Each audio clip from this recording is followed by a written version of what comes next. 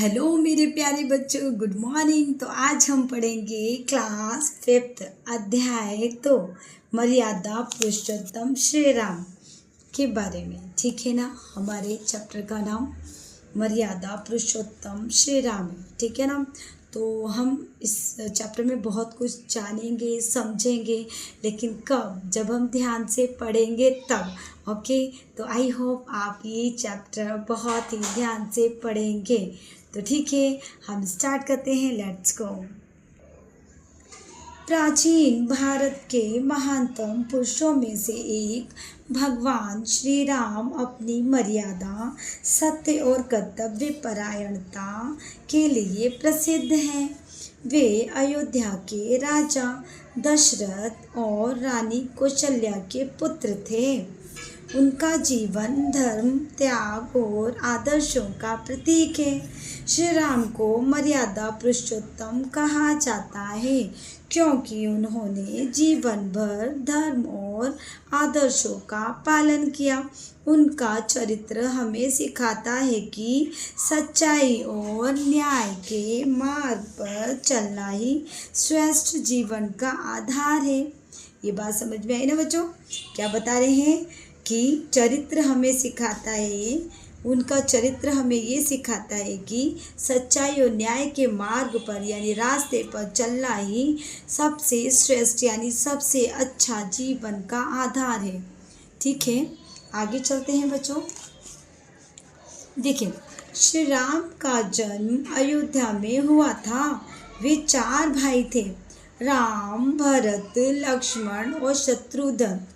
चारों भाई साथ साथ खेलते हुए बड़े हुए। वे सभी गुरु वशिष्ठ थे। ठीक है, यानी कि बड़े थे। अब आगे चलते हैं।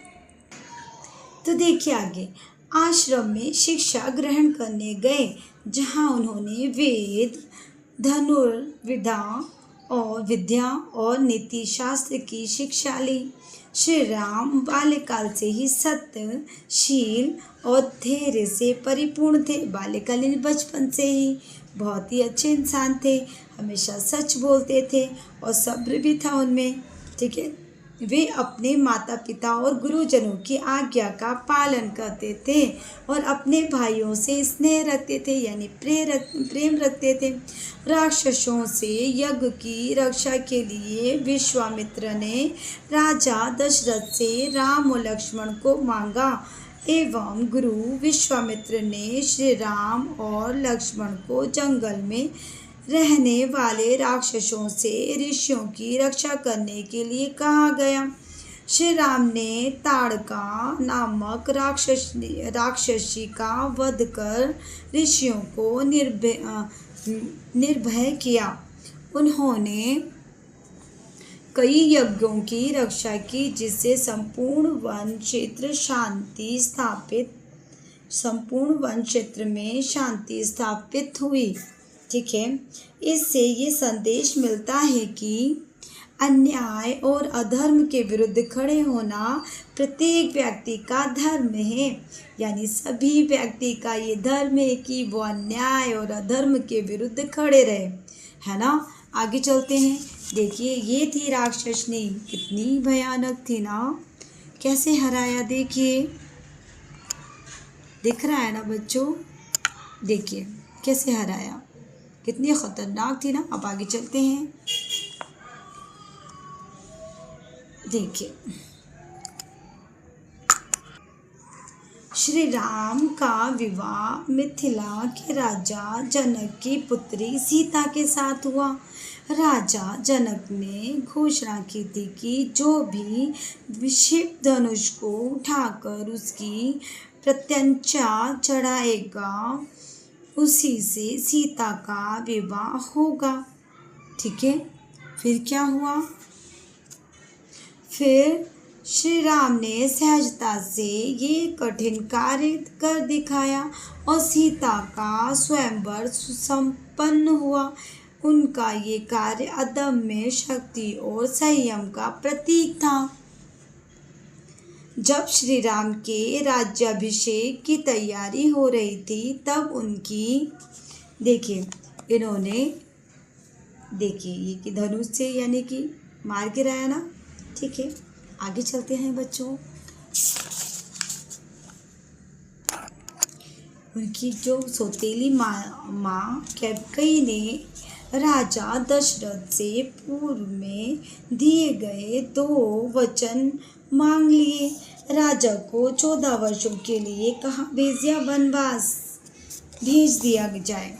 ठीक है, और भरत को राजा बनाया जाए। श्री राम ने पिता के वचनों की रक्षा के लिए बिना किसी विरोध के राजमहल छोड़ दिया और पत्नी सीता तथा भाई लक्ष्मण के साथ वनवास को चले गए। उन्होंने ये दिखाया कि माता पिता और गुरुजन की आज्ञा का पालन ही सबसे बड़ा धर्म होता है। ठीक है, आगे चलते हैं बच्चों। वनवास के दौरान रावण ने सीता का हरण कर लिया। हरण यानी अपहरण कर लिया।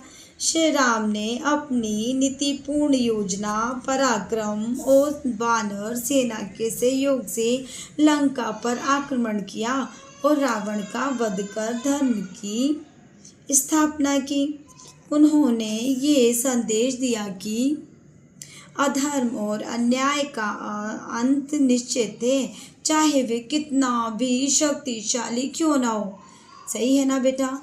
अन्याय जो है वो उसका अंत होना निश्चित है, चाहे वो शुरू में जीते लेकिन लास्ट में उसकी हार ही होती है। समझ में आ रही है ना ये बात? लंका में विजय के पश्चात यानी जीतने के बाद श्री राम अयोध्या लौटे और उन्होंने एक आदर्श राज्य की स्थापना की जिसे राम राज्य कहा जाता है। राम राज्य में सभी लोग सुखी और सुरक्षित थे और न्याय का पालन किया जाता था। वहाँ उन्होंने बताया कि एक राजा का सबसे बड़ा कर्तव्य प्रजा का कल्याण करना होता है। भगवान श्री राम का जीवन हमें कई महत्वपूर्ण शिक्षाएं देता है, जैसे सत्य और धर्म का पालन करना, माता पिता और गुरुजनों की आज्ञा का पालन करना, अन्याय और अधर्म के खिलाफ खड़े होना, अपने कर्तव्यों का निष्ठा से पालन करना और प्रत्येक व्यक्ति को विनम्र और सहनशील बनाना आदि। श्री राम का चरित्र हर युग में आदर्श रहेगा। उनकी कथा हमें मर्यादा, कर्तव्यों, सत्य के मार्ग पर चलने की प्रेरणा देती है। तो हमें ये बात हमेशा याद रखनी चाहिए और हमें भी श्री राम की तरह ही हर चीज़ का ध्यान रखना चाहिए, जैसे कि बड़ों की आज्ञा का पालन करना, गुरुजनों की आज्ञा का पालन करना। ठीक है ना? सत्य की हमेशा यानी कि बात माना, हमेशा सच्चाई का साथ देना। ठीक है ना मेरे प्यारे बच्चों? अब आते हैं एक क्वेश्चन आंसर की ओर। देखो बेटा मैंने पहले भी कई बार कह रखा है कि वीडियो उन्हीं बच्चों के लिए, उन्हीं माता पिता के लिए जो वीडियो से अपने बच्चों को समझाना चाहते हैं, वो बच्चे जो पढ़ना चाहते हैं। बाकी जो पढ़ना नहीं चाहते उनके लिए वीडियो नहीं है। ओके, अगर आपको ये वीडियो अच्छा लगता है तो बेटा आप कमेंट करें, लाइक करें और सब्सक्राइब करना ना भूलें। अगर आप कमेंट करते हैं तो मुझे ऐसा फील होता है कि मैं आप लोगों से बातें कर रही हूँ। ठीक है, अब आगे चलते हैं क्वेश्चन आंसर की ओर। ओके, तो चलते हैं क्वेश्चन आंसर देते हैं। नीचे दिए गए प्रश्नों के विकल्पों में से सही उत्तर चुनिए। देखिए, श्री राम के पिता दशरथ कहाँ के राजा थे? बताइए बच्चों, अभी हमने पढ़ा है ना। बताइए, मिथिला के या मथुरा के, ये प्रयागराज के या अयोध्या के? क्या आएंगे? तो इसका आंसर जो आएगा वो क्या आएगा बच्चों? वो आएगा अयोध्या के। ठीक है ना? वैसे ही श्री राम के भाइयों में कौन शामिल नहीं था?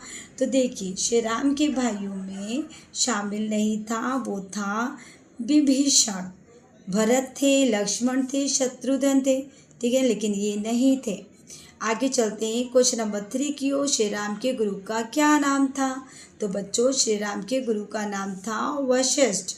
ठीक है, उसके बाद तृतीय स्थान की ओर श्री राम को मर्यादा पुरुषोत्तम कहा जाता है। ठीक है, उसके बाद देखो यहाँ पे अन्याय आएगा और अधर्म के विरुद्ध खड़े होना प्रत्येक व्यक्ति का धर्म है। वैसे नंबर 3 पे आएगा, राम को 14 वर्षों के लिए वनवास भेज दिया गया। वैसे नंबर 4 है, माता पिता और गुरुजन की क्या आज्ञा पालन ही सबसे बड़ा धर्म है। ओके, अब आगे चलते हैं। श्री राम का चरित्र हमें क्या सिखाता है? तो देखिए, श्री राम का चरित्र हमें सत्य और धर्म की राह पर चलना, माता पिता और गुरु की आज्ञा का पालन करना तथा अपने कर्तव्य का पालन करना सिखाता है। क्वेश्चन नंबर 2, लंका विजय में श्री राम का सहयोग किस किसने किया? तो देखो, लंका विजय में श्री राम का सहयोग विभीषण, हनुमान जी, सुग्रीव और वानर सेना ने किया था।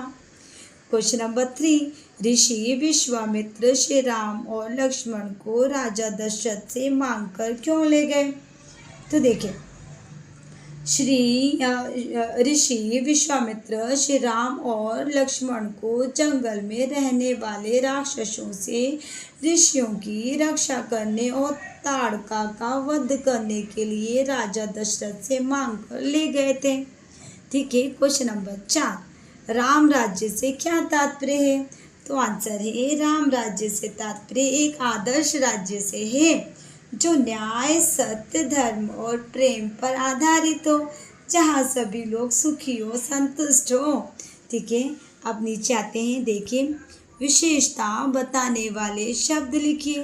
देखिए, विशेषता बताने वाले जो शब्द आएंगे, देखो, महान विश्व शिव धनुष, महान शिव धनुष का आएगा महान। ठीक है।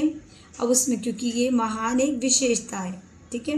वैसे कठिन कार्य में आएगा कठिन, यहाँ पे लिखेंगे आप कठिन और यहाँ लिखेंगे महान। आगे चलते हैं बच्चों।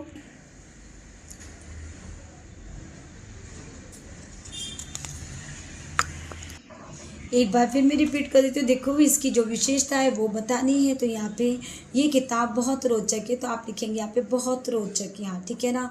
वैसे मोहन ईमानदार लड़का है, तो ईमानदार आप यहाँ लिखेंगे। ये फूल सुंदर और सुगंधित है, तो आप लिखेंगे सुंदर और सुगंधित, ठीक है, यहाँ लिख देंगे। वैसे सूरज तेज चमक रहा है, तो आप लिखेंगे तेज। गीता एक मेहनती छात्रा है, तो यहाँ पे मेहनती आएगा, ठीक है। वैसे ही अब आगे चलते हैं। निम्नलिखित शब्दों के समान अर्थ वाले पर्यायवाची शब्द लिखना है। जैसे पुराना, पुराना को बोलते हैं प्राचीन। बेटा जो होता है पुत्र। निडर, निर्भय। काम, कार्य। रास्ता, मार्ग। ठीक है। आगे चलते हैं। यहाँ पे ये सारे क्वेश्चन आपके कंप्लीट हो गए। आई होप आप लोग समझ पा रहे होंगे, और मैं भी यही चाहती हूँ आप अच्छे से समझें, तो इसलिए वीडियो को स्किप नहीं करना है, पूरा देखना है। अगर आप पूरा देखेंगे, अगर आपको एक बार समझ में नहीं आए तो 2 बार देखो, 2 बार नहीं आए तो 4 बार देखो, ठीक है। ओके। मैंने बहुत ही आसान शब्दों में आपको समझाने की कोशिश की है, और मुझे पता है मेरे प्यारे बच्चे बिल्कुल मेरी तरह हैं और ध्यान से पढ़ेंगे और क्वेश्चन आंसर याद भी करेंगे, ठीक है। तब तक के लिए बाय, फिर मिलते हैं नेक्स्ट वीडियो में। Okay, thank you.